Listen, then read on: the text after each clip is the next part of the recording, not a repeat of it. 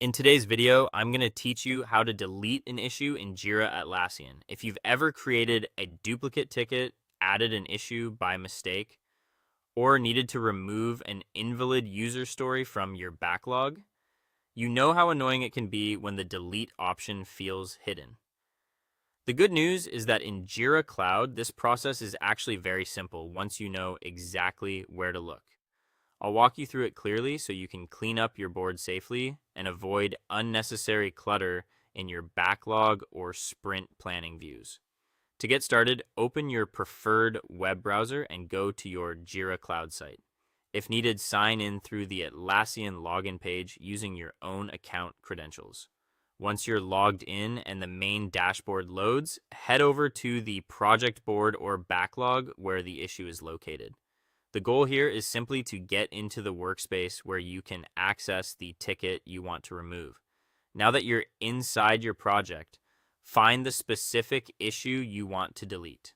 This could be on the active board, in the backlog, or in another issue list view depending on how your project is set up. When you've found the correct ticket, click on it once to open the issue details. This brings up the issue panel or issue window where you'll have access to more actions. Next, look toward the upper right area of the issue window. You should see a three-dot icon, sometimes called the More Actions menu.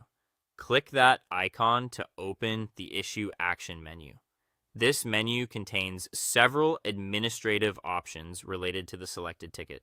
From that drop-down list, scroll until you see delete, then click it. This is the command that starts the removal process for the issue.